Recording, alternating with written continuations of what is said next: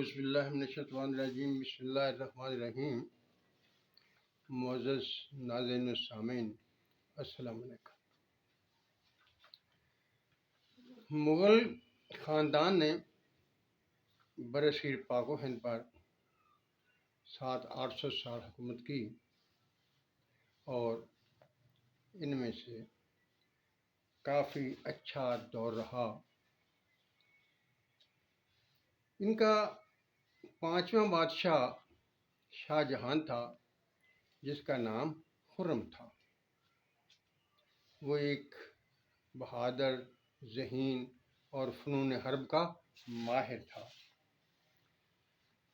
اس نے فنون حرب میں کمال حاصل کیا تھا اور 1628 عیسوی میں وہ حکمران بنا تھا، بادشاہ بنا تھا۔ اس کی بیگم ممتاز محل، جس سے اس کو شدید محبت تھی، لیکن اس تک پہنچتے پہنچتے اسے 16 سال لگ گئے۔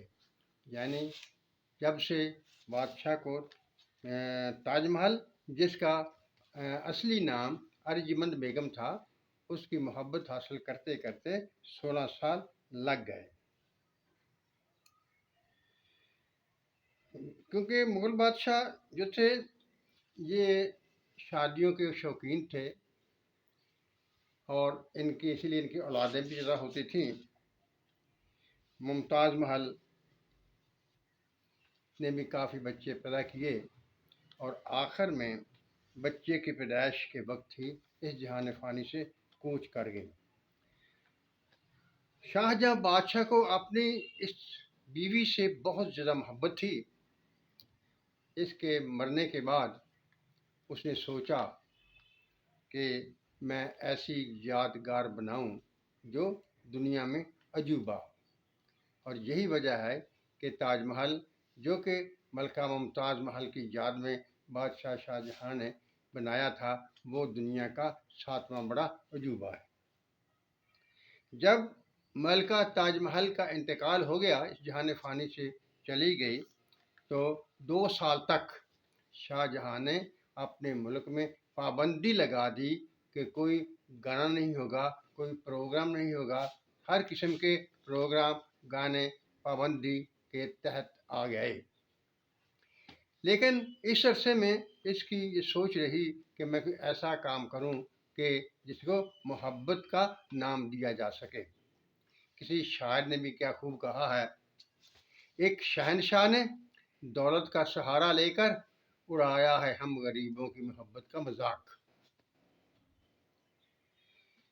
اس مقصد کے لیے اس نے سوچا کہ میں ملکہ تاج محل کی قبر پر ایک مزار بنا دوں، اور اس سلسلے میں اس نے دنیا جہان سے اچھے انجینئر اکٹھے کیے اور ان سے مشورے کے بعد تاج محل کی تعمیر شروع ہوئی۔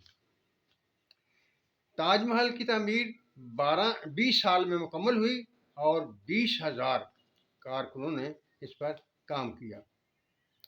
جب تاج محل تیار ہو گیا تو چیف انجینئر نے بادشاہ سلامت سے عرض کی کہ ہم نے عمارت تیار کر لی ہے، آئیے اور اس کا معائنہ کر لیجئے۔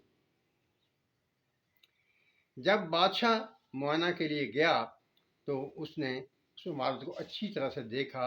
اس کے دیکھنے کے دوران اس کی عجیب کیفیت تھی، اس کے احساسات پر عجیب سا رنگ تھا۔ وہ بہت متاثر ہوا عمارت سے، اور جب واپس آیا تو اپنے دربار میں تمام انجینئروں کو بلایا۔ ان کو بلا کر ان سب کے ہاتھ کاٹ دیے۔ ایسا گھناؤنا کام بادشاہ نے صرف اس لیے کیا کہ وہ کہیں دوبارہ اس جیسی کوئی عمارت نہ تعمیر کر دیں۔ یہ ہاتھ تو اس نے کاٹ دیے، لیکن اس کے ساتھ ساتھ اس نے ان کو وافر سرمایہ دیا تاکہ وہ باقی زندگی آرام سے اپنی گزر بسر کر سکے۔ بادشاہ شاہ جہاں